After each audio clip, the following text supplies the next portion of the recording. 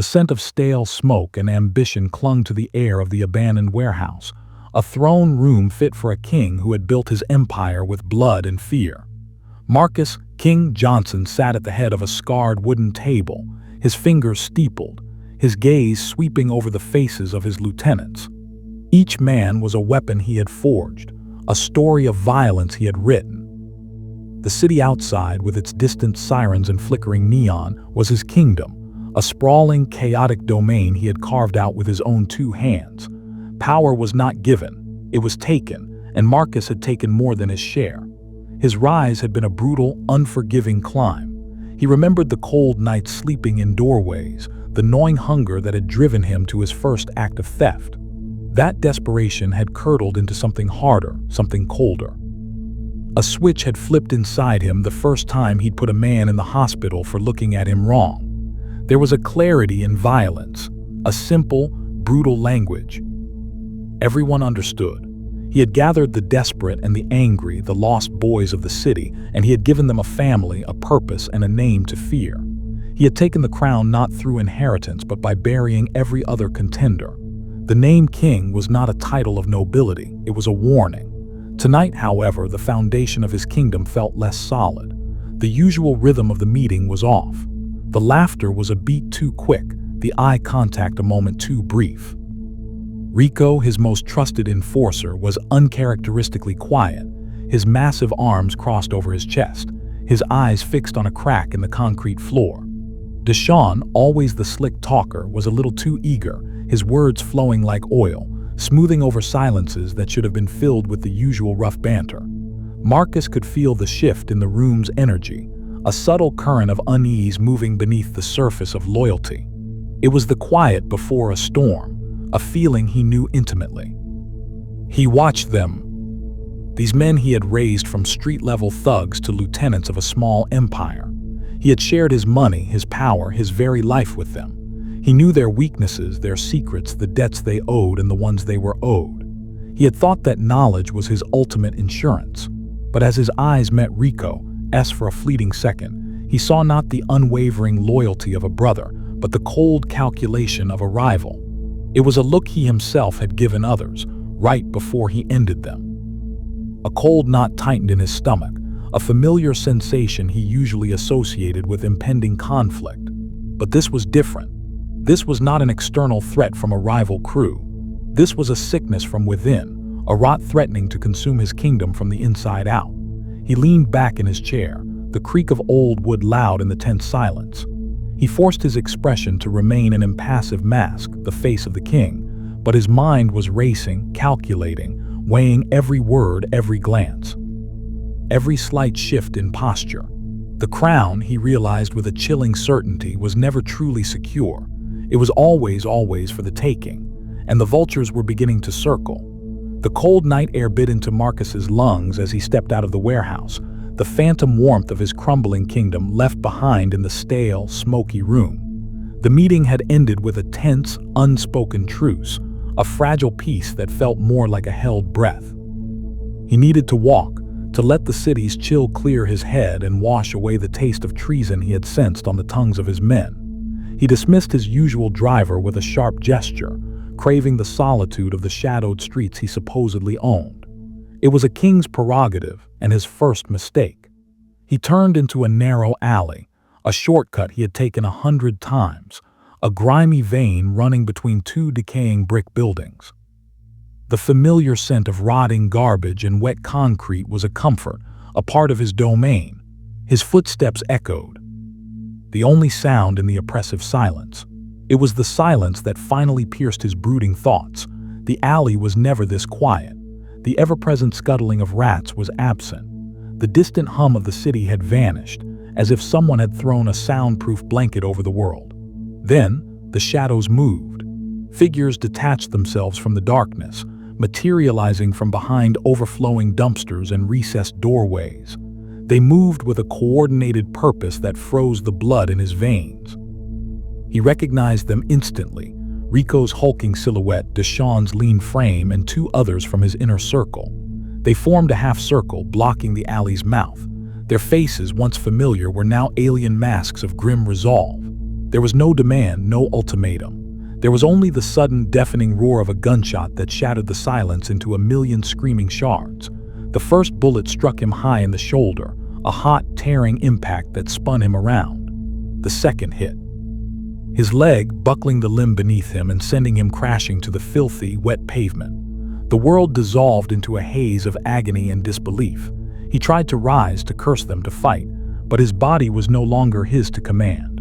Rico stepped forward, his face a stone carving of indifference. The barrel of his pistol looked like the mouth of a well.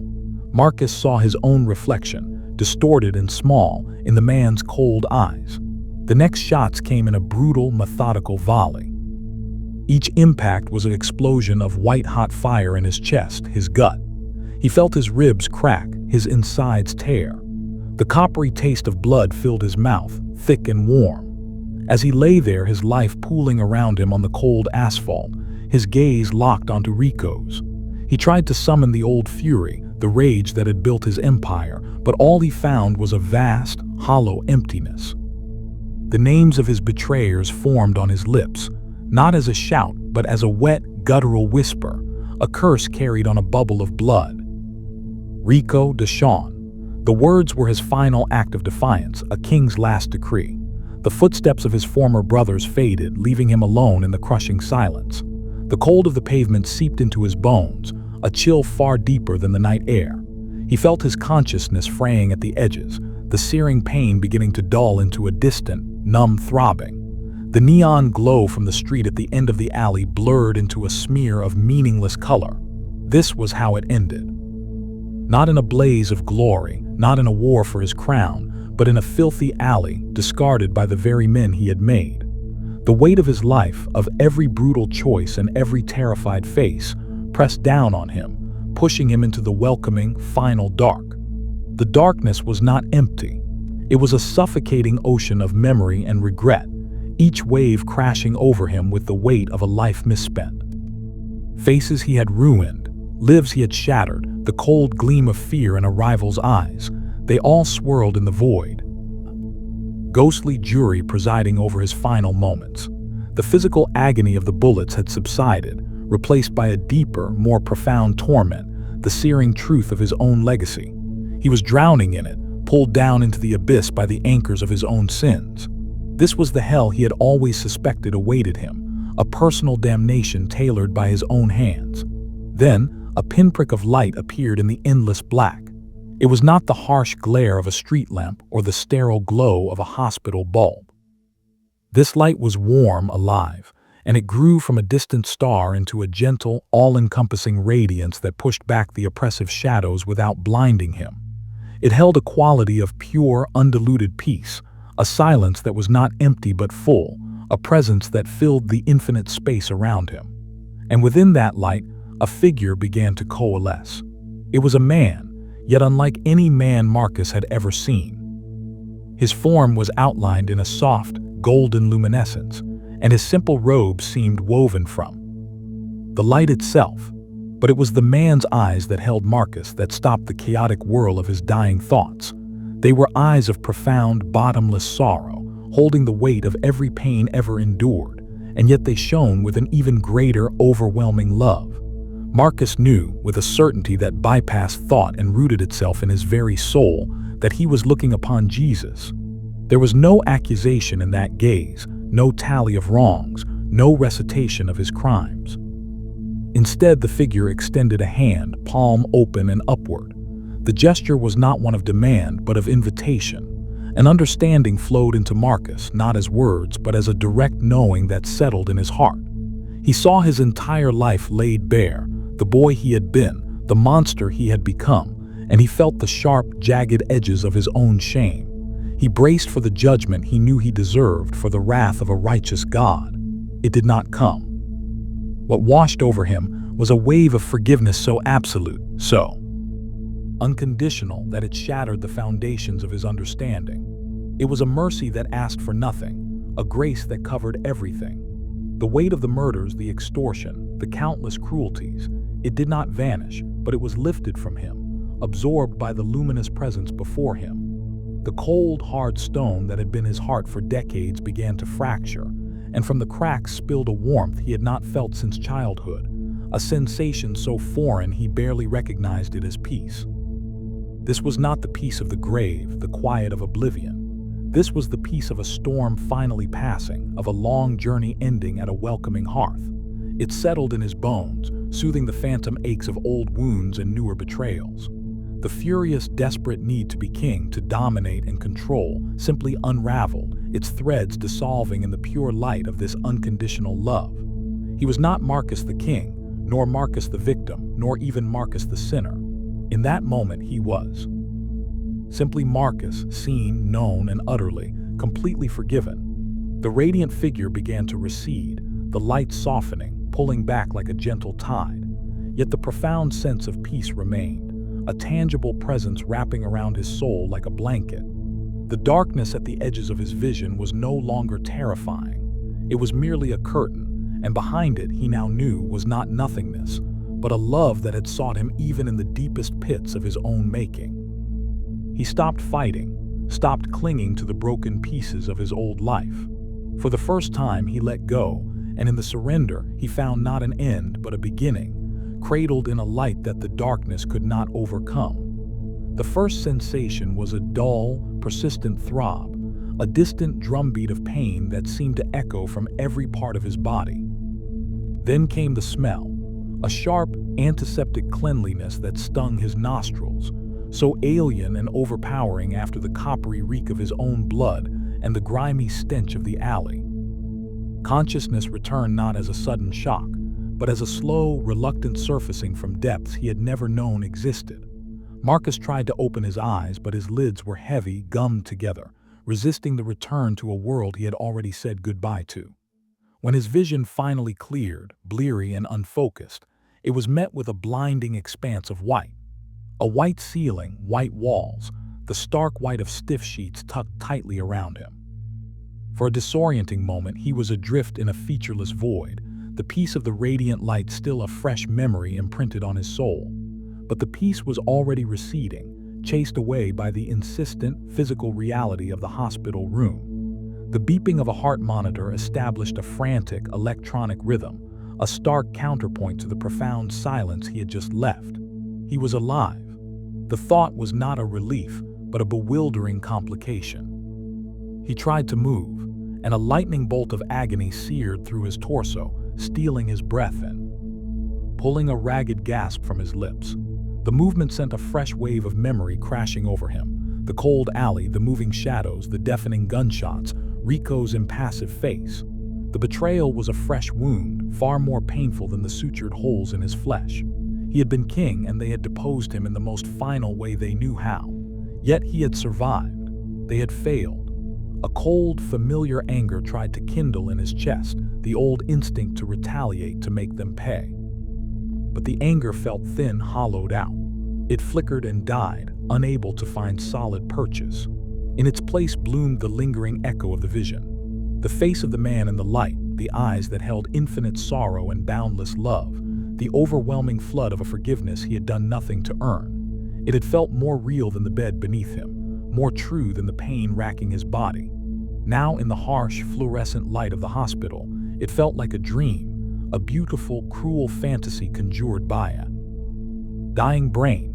He clung to the memory of that peace even as it slipped through his fingers, leaving behind a profound and unsettling emptiness. The swish of the door broke his spiraling thoughts. A nurse entered, her movements efficient and quiet. She was older, her face lined with a weary kindness that held no judgment. She checked the IV line taped to his arm, her fingers cool and professional against his skin. "You're a very lucky man," she murmured, her voice low and calm as she adjusted the drip. "The ambulance found you just in time. Multiple gunshot wounds. You lost a lot of blood." He watched her, this stranger tending to the wreckage of his body, and felt a bizarre disconnect.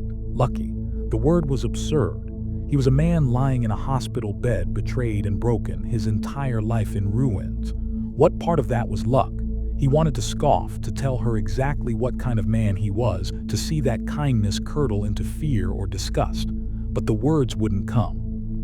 He just stared, his mind a tangled knot of alleyway violence and celestial light, of searing pain and impossible peace. As she finished her checks and made a note on his chart, her presence seemed to anchor him more firmly in the sterile room. The vision was receding, becoming a shimmering mirage on the horizon of his consciousness. Yet its residue remained, a single, undeniable truth lodged in his heart like a splinter of that divine light. He was alive. And the man who had been left to die in that alley, the king who ruled by fear, was gone. What or who had taken his place was a terrifying and unanswered question, one that haunted the sterile white silence of the room far more than any ghost of his violent past. The door clicked shut behind the nurse, sealing Marcus in a tomb of sterile quiet. The rhythmic beep of the monitor was a metronome counting out the seconds of a life he was never supposed to have, a stark, electronic reminder that his body had stubbornly refused the death sentence handed. Down in the alley, he was alone, truly alone for the first time since the light had found him in the darkness. And in that solitude, the memory of the vision returned with the force of a physical blow, so vivid it stole the air from his lungs. He could still feel it, the warmth that had no source, the peace that had cradled his shattered soul. He could see the eyes, those impossible eyes that had looked upon the totality of his ruin and seen not a monster to be condemned, but a lost son to be welcomed home. The words, if they had been words, echoed in the hollows of his mind. "You are forgiven." They were not a gentle suggestion but a divine decree, an absolution so complete it felt like a demolition of his entire world. Every brick of his identity, laid with cruelty and cemented with blood, had been shaken loose. And now, the rubble of that old life pressed down on him with a weight more crushing than any physical pain. The memory of the light brought not comfort but a searing, unbearable clarity. His mind, no longer clouded by the immediacy of survival or the haze of medication, began to project a grisly newsreel of his past onto the blank white ceiling. He saw the face of the first man he had ever killed, a rival dealer named Leon, the shock in his eyes freezing into a permanent mask. He saw the families he had terrorized for protection money, the mothers clutching their children, their faces pale with a fear he had cultivated and enjoyed. He saw the broken bodies of those who had defied him, left as warnings in alleyways not so different from the one where he himself had fallen. Each memory was a fresh cut, and the forgiveness he had been offered felt like salt being rubbed into the wound. How could it be so easily given? The debt was too vast, the ledger too stained with red. He was a man who had built a throne on a foundation of graves. Mercy felt like an ill-fitting garment, a costume for a saint that he was trying to pull over the shoulders of a killer. A part of him, the old hard part that had kept him alive for so long, rebelled. It whispered that this was weakness, a final surrender. To accept this gift was to admit that every act of violence, every moment of domination, every life he had taken or ruined had been for nothing. It meant the king had never been a king at all, but a frightened boy playing a brutal, pointless game. He tried to summon the old rage, to stoke the fires of vengeance against Rico and Deshawn. And at least was a familiar path, a straight line of cause and effect, an eye for an eye, but the fuel was gone. The vision had poured water on that particular hellfire. The desire for retribution felt small and petty in the face of that boundless love. He was left stranded between two worlds, the brutal certainty of the life he knew and the terrifying, luminous possibility of the one he had been offered. The pull toward change was a physical ache, a yearning for the peace that had so briefly been his. He wanted to believe it was possible to shed his skin and emerge new. But the consequences of that choice loomed like a specter. To walk away from the gang was a death sentence of a different kind. They would see it as the ultimate betrayal, a weakness that needed to be erased. And what would he even become? A nobody. A man with no skills but violence, no history but shame. The fear was a cold knot in his gut, tighter and more paralyzing than any pain from his wounds. He lay there for a long time, suspended between the man he had been and the man he might become, crushed by the weight of a mercy he could not comprehend and a past he could not outrun. The beeping of the monitor seemed to ask the question over and over, a relentless electronic prayer. What now? What now? What now? And in the quiet of his heart, where the light had briefly touched, there was no answer, only the terrifying, open space of a second chance. The sterile hush of the hospital room was shattered by the sound of the door swinging open with a force that was anything but medical. A man stood in the doorway, his silhouette sharp and familiar against the bright hallway lights. He was lean and wiry, dressed in a dark leather jacket that smelled of cigarette smoke and the street. It was Javier, a lieutenant from the Vipers, a rival crew Marcus had warred with for years. A jagged scar, a souvenir from a long-ago knife fight with one of Marcus's own men, ran from his temple to his jaw, pulling his mouth into a permanent, mocking smirk. He moved into the room with a predator's grace, his eyes scanning the medical equipment, the IV stand, the pale, broken figure in the bed, with undisguised satisfaction. Javier came to a stop at the foot of the bed, his gaze a physical weight. He let the silence stretch, letting Marcus absorb the sheer humiliation of the moment. The mighty king laid low, swaddled in white sheets, helpless. A low chuckle escaped his lips, a dry, rattling sound. "Look at you, king," he said, the old nickname dripping with venomous irony. "All trussed up like a lamb. I heard the rumors, but damn, I had to see it for myself." He shook his head in mock pity, his eyes gleaming. "Your own boys did this, Rico and them. That's cold, even for this neighborhood. Guess the crown got a little too heavy, huh?" Every word was a carefully aimed dart, designed to provoke the old Marcus, the one who would have erupted from the bed with a roar, who would have found a way to wrap his hands around Javier's throat no matter the pain. Marcus felt the ghost of that man stir within him, a phantom limb of rage twitching with the instinct to retaliate, to reassert dominance even from this position of absolute weakness. His jaw tightened, his hands curling into fists on the stiff sheets. He could almost feel the satisfying crunch of Javier's nose under his knuckles, see the shock in his eyes. But then, the memory of the light washed over him, a cool balm on the rising heat of his anger. He saw the eyes of Jesus, holding not mockery but a sorrow that encompassed even Javier, standing here gloating. The forgiveness he had received, so vast and unearned, felt like a shield. The insults, the taunts, they were just noise, the empty clatter of the world he was trying to leave behind. The desire to fight, to prove himself, simply evaporated, leaving behind a strange, hollow calm. Javier leaned in closer, his voice dropping to a conspiratorial whisper. "The word on the street is you're soft now. That you're seeing things, talking crazy. They say you're done." He searched Marcus's face, looking for the explosion, the denial, the fury that would confirm the king was still in there. He found none. Marcus simply looked back at him, his breathing even, his expression unreadable. The silence unnerved Javier more than any shouted threat ever could. His smirk faltered. Marcus took a slow, deliberate breath, feeling the pull of his stitches. He didn't speak. There were no words to give. This man, no part of the new, fragile piece inside him that belonged on this battlefield of old rivalries. He simply held Javier's gaze, his own eyes clear and steady, devoid of the hatred that had once defined their every interaction. It was not a look of submission, but of disconnection. He was no longer a player in this game.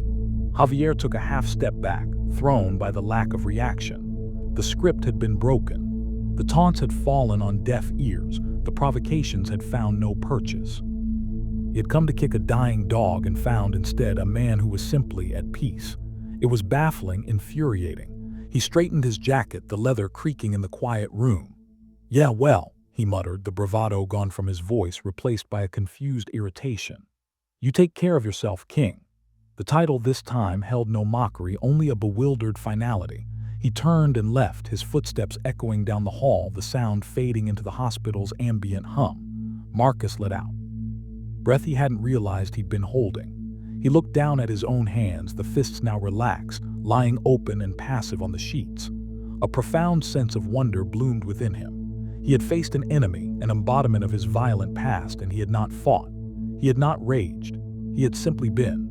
The calm that had settled over him was not weakness. It was a strength of a kind he had never known, a fortress that silence and peace had built where once only anger and fear had resided.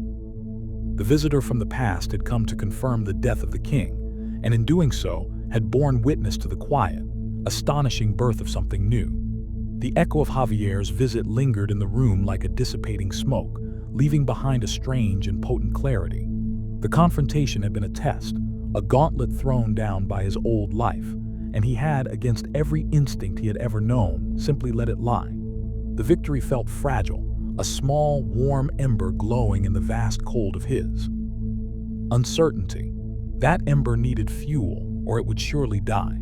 The memory of the radiant light and the promise of peace felt more distant than ever in the harsh, pragmatic light of the hospital room, a beautiful dream threatened by the waking world's relentless gravity. He could not navigate this new terrain alone. The thought was a humiliating admission for a man who had trusted no one but himself for 2 decades. It was the chaplain who provided the catalyst. The man made quiet, unobtrusive rounds, a gentle presence in a place of crisis. He was younger than Marcus had expected, with kind eyes and a calm demeanor that seemed untouched by the suffering surrounding him. He would stop by the door, offer a soft smile and a nod, but never pushed, never intruded. For days, Marcus had watched him, his pride building a wall of silence. Asking for help was a language he had never learned. Vulnerability was a currency he had spent a lifetime devaluing. But the ember of peace was worth more than his pride. One afternoon, as the chaplain paused by his doorway, Marcus gave a curt, almost imperceptible nod. It was less an invitation and more a surrender. The chaplain entered, his movements quiet and respectful. He pulled a chair close to the bed, but not too close, maintaining a careful, non-threatening distance. Marcus's throat was dry, the words feeling like shards of glass. He stared at the blank wall opposite his bed, unable to meet the chaplain's gaze. "They say, man can change," he began, his voice a low, gravelly rasp. It was not a question, but a statement thrown out like a challenge, daring the universe to contradict him. The chaplain remained silent for a moment, allowing the words to hang in the air. "They do," he finally replied, his voice as calm as still water. "It's at the very heart of faith." Marcus's jaw tightened. Faith. It was a word from a foreign language. His world had been built on certainty, the certainty of violence, the certainty of betrayal. Certainty of cause and effect. What if the things he's done, the person he was? He trailed off, his mind flashing to Leon's frozen face, to the terrified families, to the cold finality in Rico's eyes. The weight of it threatened to crush the nascent hope in his chest. What if the debt is too big? He risked a glance at the chaplain, expecting to see judgment or worse, pity. He saw neither. The man's expression was one of deep, patient listening. "Redemption isn't about balancing a ledger," he said softly. "It's not about earning your way out of debt. It's about accepting a gift that has already been paid for. It's about being made new." The words resonated with the memory of the vision, the unconditional forgiveness, the love that asked for nothing. But the intellectual chasm was vast. His pride, the stubborn core of his old self, bristled. Accepting a gift felt like accepting charity, like admitting he had nothing of his own to offer. He was a man of action, of transactions. This concept of grace felt passive, weak. "So a man just says he's sorry and that's it?" Marcus asked, a hint of the old cynicism creeping into his tone. "He just gets to walk away from it all?" The question was a defense, a way to poke holes in this fragile new reality, to find the catch, the fine print in the contract of salvation. The chaplain smiled, a gentle, knowing expression. "Saying sorry is the first step, but it's not the last. Walking away is just the beginning of a different path. It's a daily choice. It takes more courage, I think, to choose mercy than it does to choose violence." The words landed with the force of truth. The fight in the alley had required a brutal, fleeting courage. The confrontation with Javier had required something else entirely, a strength born not of fury but of stillness. Marcus fell silent, the internal battle raging. He wanted to believe, to grasp this lifeline, but his pride was a heavy anchor, holding him fast to the seabed of his old life. He had taken the first, trembling step by calling the chaplain over, by giving voice to the questions tormenting his soul. But the next step, the step of true, humble acceptance, felt like a canyon he could not leap. He looked down at his own hands, the hands that had dealt so much pain, and wondered if they were capable of holding onto something as delicate, as powerful as faith. The quiet rhythm of the hospital, the distant murmur of nurses and the steady beep of his monitor, had lulled Marcus into a fragile sense of sanctuary. The chaplain's words about courage and mercy were still echoing in his mind, a fragile scaffold being built over the chasm of his past. But the world he was trying to leave behind was not done with him. It arrived not with a whisper, but with the heavy, deliberate sound of boots on linoleum, a cadence he knew as well as his own heartbeat. The door to his room, usually a boundary between his painful present and his violent history, was pushed open without. Ceremony and the sanctuary was violated. They filled the doorway, 3 of them. Rico, massive and impassive, his presence sucking the air from the room. Deshawn, sleek and smirking, his eyes cataloging the hospital room with a predator's disdain. And a younger enforcer named Trey, whose loyalty had always been to the strongest hand. They were a living fragment of his old life, a delegation from the kingdom of fear he had once ruled. They wore their street clothes like armor, and the scent of the outside world they brought with them, cigarette smoke, cheap cologne, the faint, metallic tang of concealed weapons, was a brutal assault on the sterile environment. Rico stepped forward, his shadow falling across the bed. He didn't look at the IV stand or the bandages. His gaze was fixed solely on Marcus, cold and assessing. "Look at you, Marcus," he said, his voice a low rumble that held no warmth, only a businesslike finality. Lying here playing invalid, he let the silence hang, a tactic Marcus himself had perfected. "The streets are getting restless. Your little vacation has created a power vacuum. The vipers are getting bold. We need our king back." The words were not a request. They were a summons, a demand wrapped in the thinnest veneer of respect. Marcus felt the old patterns click into place, the instinct to command, to reassert his authority over these men. His heart hammered against his ribs, a frantic drumbeat that had nothing to do with his healing wounds and everything to do with the sudden, suffocating proximity of his past. Deshawn moved to Rico's side, his smile a sharp white slash. "It's simple, boss. You get out of this bed. You come back. You remind everyone who runs these blocks. We handle the vipers like we always do." His eyes glinted with a familiar hunger. "The money's still good. The power's still there for the taking. This." He gestured dismissively at the hospital room. "This isn't you. This is a convalescence, not a retirement." Marcus's mouth went dry. The temptation was a physical pull, a siren song of the only identity he had ever known. To be king again was to be safe, to be feared, to be someone. The alternative was to be nothing, a ghost haunting the edges of a world that had already spat him out. He could feel the old persona, the hard shell of the king, waiting to be slipped back on, a familiar if blood-stained coat. But then he looked past their demanding faces, past the threat in their posture, and he saw them not as his lieutenants but as lost men. Rico, whose loyalty had always been to power itself. Deshawn, a creature of pure ambition. They were trapped in the same cycle he had just escaped, chained to a throne that was nothing more than a gilded cage. The memory of the light, of the profound peace that had offered him a key to that cage, surged within him. It was a fragile thing, that peace, a tiny flame guttering in the wind of their presence, but it had not gone out. He took a slow, painful breath, feeling the pull of his stitches as a reminder of the cost of that old life. He would not go back. He could not. The resolve, born of divine encounter and nurtured in quiet desperation, solidified into something unshakable. He met Rico's gaze, and for the first time he did not see a subordinate or a betrayer, but a man he was choosing to leave behind. "No," Marcus said.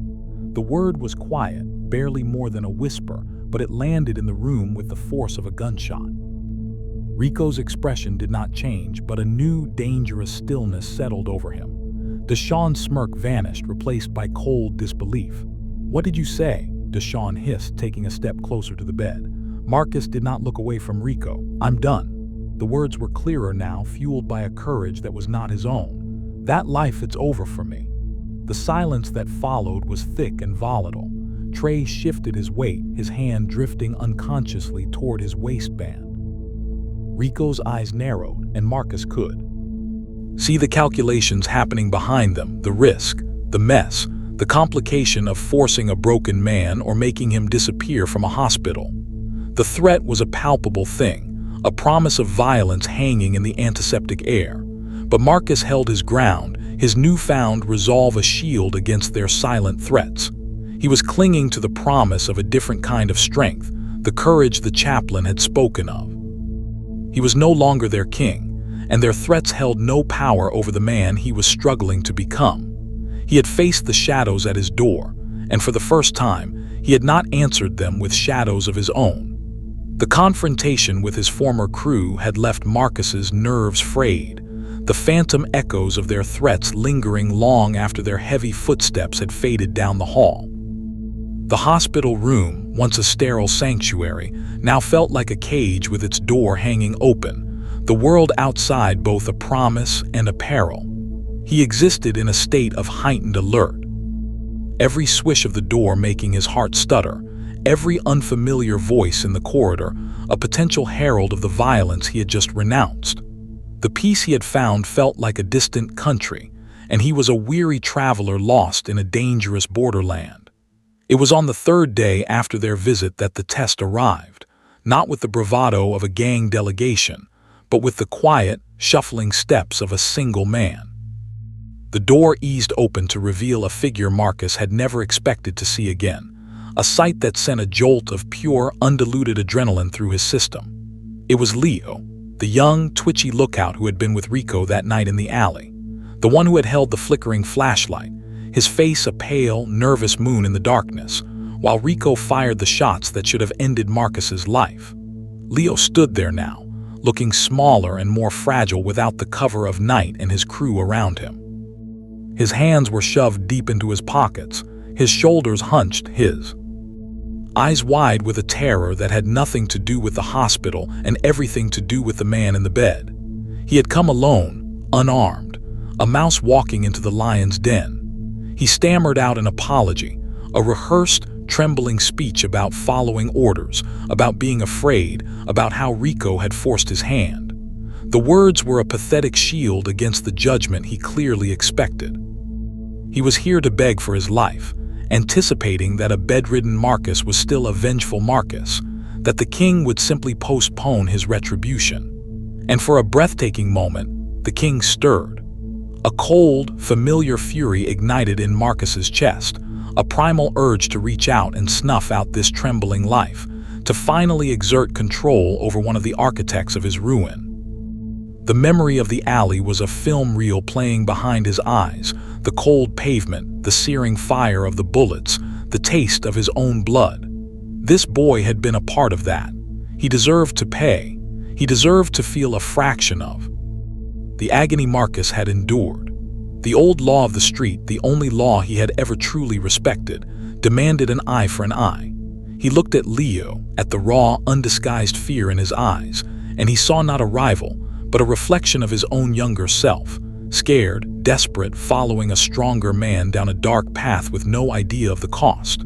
The rage crested, a towering wave about to crash, and then it simply broke against the immovable rock of the memory that had rewired his soul.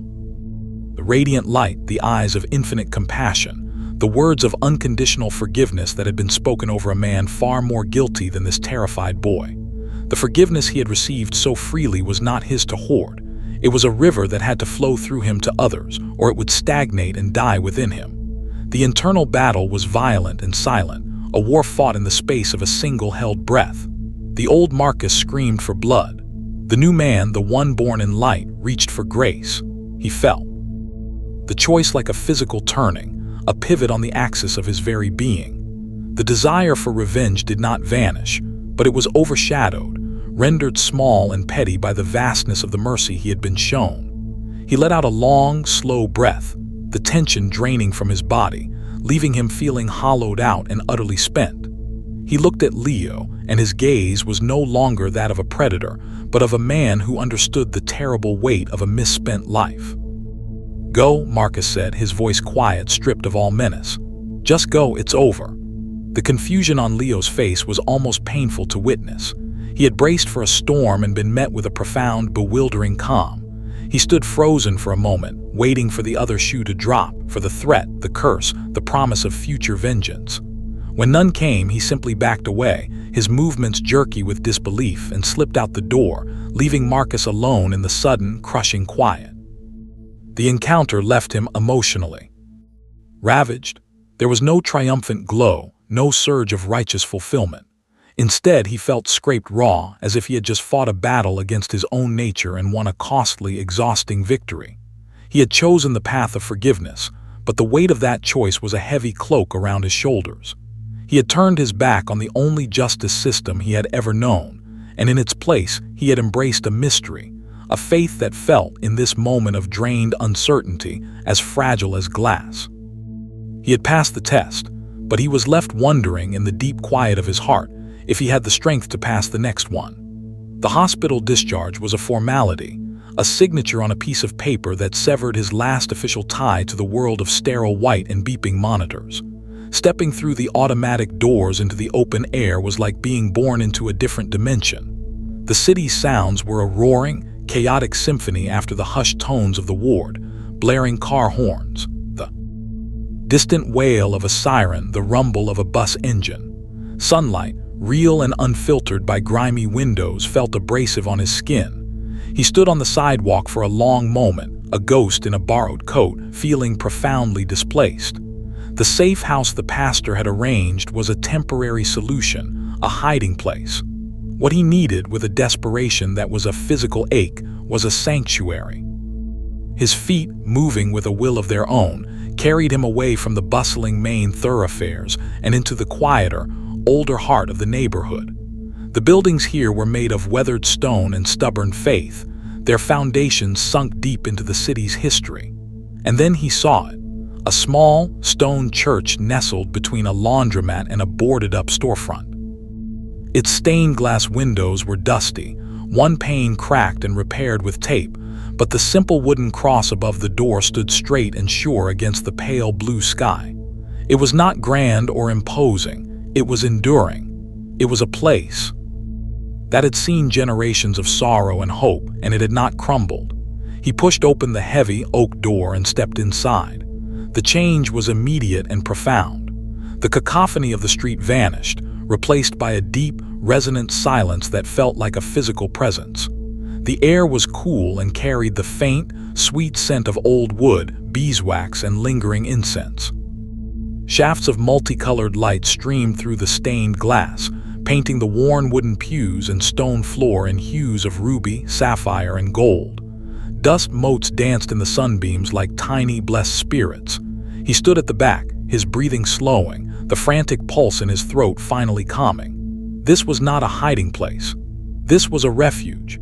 He made his way down the center aisle, his footsteps echoing softly in the vast quiet. He slid into a pew near the front, the wood smooth and cool beneath his hands. He didn't know how to pray, not really. The tentative words he had whispered in his hospital bed felt inadequate here in the palpable presence of the sacred. So he simply sat, his head bowed, and let the silence wash over him. He offered up the tangled mess of his life, the fear, the guilt, the staggering weight of his past, the fragile, terrifying hope for his future, and laid it all at the foot of the simple wooden cross that stood above the altar. He didn't hear the man approach, only became aware of a calm, steady presence beside him. He looked up to see an older black man standing in the aisle, his hair shot through with silver, his face a roadmap of gentle laugh lines and deep, thoughtful furrows. He wore a simple black shirt and a clerical collar, and his eyes held the same deep, patient stillness as the church itself. He didn't speak, simply waited, his hands clasped loosely in front of him, offering a space for Marcus to break the silence first. "I don't belong here," Marcus finally murmured, the words torn from a place of raw honesty. He gestured vaguely, encompassing the church, the peace, the holiness he felt he was defiling with his very presence. The pastor's smile was gentle, crinkling the corners of his eyes. "Son," he said, his voice a low, warm rumble that fit the acoustics of the sanctuary perfectly, "this is precisely where you belong. This house wasn't built for the perfect. It was built for the broken." He didn't ask for a story, didn't demand an explanation. He simply extended a hand. "I'm Pastor Evans. Welcome." That simple welcome, devoid of judgment or interrogation, felt like a key turning in a lock deep inside Marcus's soul. He followed Pastor Evans to a small, book-lined office at the back of the church. Sunlight streamed through a single window, illuminating a worn armchair and a simple wooden desk. The pastor poured 2 glasses of water from a pitcher and gestured for Marcus to sit. For the next hour, Marcus spoke. The words came in a halting, painful torrent. He spoke of the streets, of the crown he had worn, of the betrayal in the alley. He spoke of the light, the vision that felt both more real and more impossible with every passing day. He spoke of the fear, the crushing weight of his past, and the desperate, fledgling desire to start over. Pastor Evans listened, his gaze never wavering, his silence a sacred container for Marcus's confession. When Marcus finally fell silent, spent and hollowed out, the pastor leaned forward, his elbows on his knees. "The world will tell you that your past defines you," he said, his voice firm yet kind. "It will tell you that a man can't change, but God specializes in new beginnings. He doesn't just clean the slate, Marcus. He gives you a whole new one." He gestured around the small, sunlit office. "This church, this community, it can be your training ground, a place to learn how to walk in this new life. The old is gone, the new has come. The challenge isn't forgetting the past, but learning to walk forward without letting its chains drag behind you." He offered practical help, a room in the church's basement until something more permanent could be arranged, a place in the food pantry ministry to give his hands and mind purposeful work, an open invitation to sit in on the men's Bible study. It was a map for a journey Marcus had no idea how to navigate, a chance not just to hide, but to heal, to rebuild, to become. As he left the church that evening, the city sounds felt less like an assault and more like a backdrop. The fear was still there, a cold stone in his gut, but it was now accompanied by something else, something he hadn't felt since the vision, a fragile, tenuous, but unmistakable flicker of hope. He had sought sanctuary, and he had found not just a hiding place, but a guide and a path forward. The fragile rhythm of his new life was a melody Marcus was still learning, a quiet tune of early morning prayers, volunteer shifts at the food pantry, and the patient, grounding presence of Pastor Evans. It was a world built on the promise of grace. Sanctuary carefully constructed within the stone walls of the church. But the city outside had not forgotten the king, and the peace he was cultivating was a luxury the streets had never afforded him. The past did not knock, it kicked the door in. It began with a rumor, a whisper passed along by a nervous teenager who helped stack canned goods. The Vipers, emboldened by the perceived power vacuum left by Marcus's departure and the ensuing chaos within his old crew, were making a move. They were pushing into new territory, and their methods were more brazen, more vicious. The conflict was no longer contained to the shadows. It was spilling onto the sidewalks, into the lives of people who were just trying to survive. The truth of it arrived on a Tuesday evening, painted in the garish red and blue of police lights. Marcus was walking back from the corner store, a bag of groceries in his arms, a mundane errand that still felt like a small miracle, when he heard the panicked shouts and the screech of tires. He rounded the corner onto his old turf, the very blocks he had once ruled with an iron fist, and the scene that unfolded froze the blood in his veins. It was a hit, pure and simple. A dark sedan had boxed in a smaller car, its front end crumpled against a lamppost. Two men, Vipers, he recognized their colors instantly, were dragging a screaming woman from the driver's seat. She was just a civilian, a shopkeeper he vaguely recognized from the local bodega, caught in the crossfire of a territorial dispute. Her cries were sharp, desperate things that cut through the evening air. A block away, Rico's crew was spilling out of a pool hall, their postures coiled and ready for war. The street was a powder keg, and the innocent woman was the spark. Every cell in his body screamed at him to turn around, to walk away, to preserve the hard-won peace he had carved out for himself. To intervene was to step back into the world of violence, to paint a target on his back not just for the Vipers but for his old crew who would see it as a challenge. It was to risk everything, the sanctuary of the church, the guidance of the pastor, the fragile sense of self he was building. The price of staying out, of preserving his own peace, was this woman's safety, perhaps her life. He stood there for a heartbeat, suspended between two futures. He saw the path of the new man, the one of prayer and quiet service, a life lived within the safe, stone walls. And he saw the ghost of the king, the man who would have waded into that chaos without a second thought, who would have ended the threat with brutal, efficient force. But he was neither of those men now. He was something in between, a man forged in betrayal and remade in light, and his choice would define which path he ultimately walked. He dropped the grocery bag. The sound of shattering glass from a jar of pasta sauce was lost in the chaos. He did not run. He did not shout. He simply started walking, his steps steady and deliberate, moving directly into the heart of the storm. He walked past the advancing members of his old crew, ignoring their shocked stares and muttered curses. He walked directly toward the vipers who had the woman, his hands held out to his sides, empty and open. Their attention snapped to him. The recognition in their eyes was instant, a mix of shock, confusion, and simmering hatred. One of them raised a gun, the barrel wavering between Marcus and the terrified woman. The old fury, the desire to lash out, to dominate, tried to rise in his chest, but he pushed it down, drowning it in the memory of the peace that had found him in the darkness. He kept his gaze locked on the man with the gun, his expression not one of threat, but of a weary, profound resolve.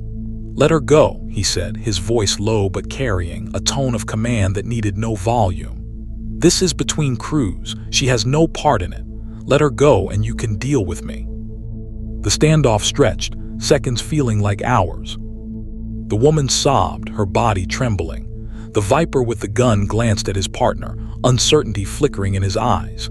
The legend of the king was a powerful thing, even now standing before them unarmed and outnumbered. To them, this was not an act of peace. It was an act of supreme, reckless confidence. They saw not a man seeking to protect, but a king reasserting his dominion. Finally, with a sharp jerk of his head, the gunman signaled to his partner. They released the woman, shoving her toward the sidewalk. She stumbled, then scrambled away, her cries fading as she fled around a corner. The immediate threat to her was over, but the danger to Marcus had just escalated exponentially. He had made himself the sole focus of their rage, a symbol of the old regime standing in their way. He stood his ground as they advanced on him, their intentions clear. He had bought her peace with the currency of his own safety. This was the true price of the peace he sought, not a quiet life hidden away, but the courage to stand in the breach, to protect the innocent even when it cost him everything he had gained. He closed his eyes for a second, not in fear, but in a final, silent prayer, feeling the cold shadow of violence fall over him once more, a shadow he had chosen to enter so that another could walk in the light. The pale light of dawn was just beginning to bleed into the sky, staining the edges of the city's silhouette with hues of rose and gold. Marcus stood at the window of the small room the church had provided, watching the night relinquish its hold. Below, the streets were quiet, the usual cacophony of the city still hours away. This was the hour he had come to cherish, a sacred space between darkness and day that mirrored the journey of his own soul.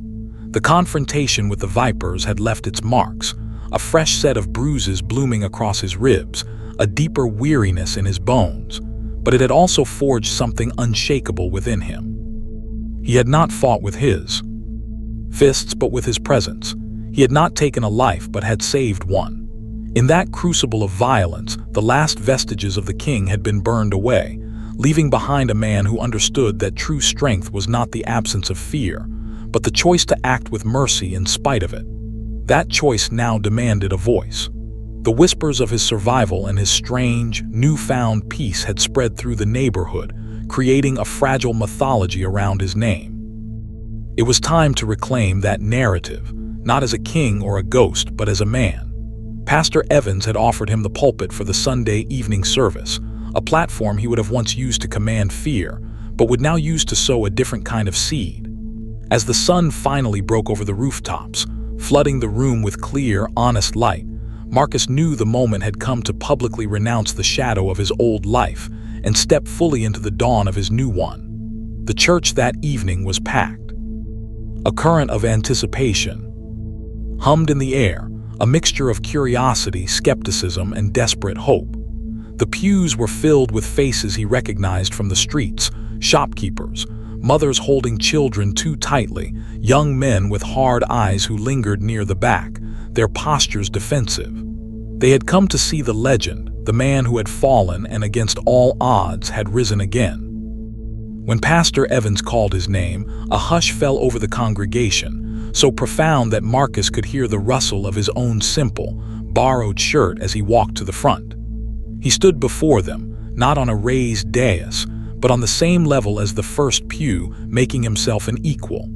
He gripped the sides of the simple wooden lectern, his knuckles white, his heart hammering against his ribs like a trapped bird. He looked out at the sea of faces, seeing his own past reflected in the eyes of the young men, his own pain in the weary lines of the elders. He took a deep, steadying breath, and when he spoke, his voice was rough but clear, carrying to the very back of the sanctuary. He did not offer a sermon of polished theology. He offered a testimony of blood and grace. He spoke of the alley, not with bravado, but with the raw honesty of a man who had felt his life seep into the cold pavement. He spoke of the darkness, the crushing weight of his sins, the faces of those he had harmed that haunted his every waking moment. He did not shy away from the truth of the monster he had been. A restless silence held the room, a collective intake of breath as he laid his brutal past bare before them. Then he spoke of the light. His voice softened, taking on a tone of awe and reverence as he described the radiant presence that had found him in the depths of his despair. He spoke of the eyes that held no condemnation, only love, of the forgiveness that had felt like a tidal wave washing him clean.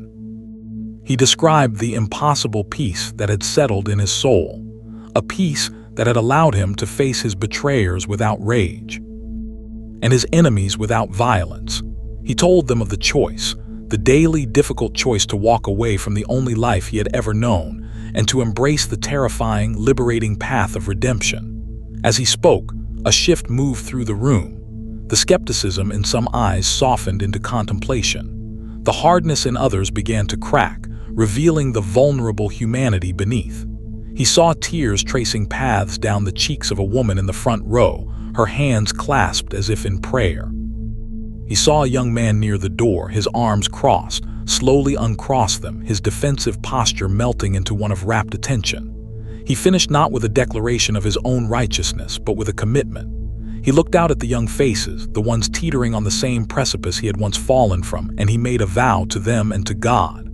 This church, he said, his voice gaining strength, will be a refuge, not just on Sundays, but every day. We are starting a program right here, a place. For anyone who wants out, anyone who is tired of the fear, the violence, the dead-end life of the streets. We will offer mentorship, job training, a safe space to just be. I will be here to listen, to help, to walk with you, because no one is too far gone. No debt is too great. A new dawn is possible for every single one of us. When he stepped away from the lectern, the silence held for a moment longer, and then the church erupted not in applause, but in something deeper, a resonant, collective exhalation of hope. People surged forward not to challenge him, but to thank him, to clasp his hand, to ask quiet, urgent questions. In their eyes, he saw not the fear that had once fueled him, but the flicker of a possibility they had long since forgotten. He had publicly buried the king, and in his place, he had planted a seed. The work would be long and hard, the path fraught with challenges, but as he stood there, surrounded by the burgeoning hope of his community, Marcus felt a purpose settle into his bones, solid and real. His hard-won redemption was no longer just a personal peace. It was a beacon, guiding others toward their own new dawn.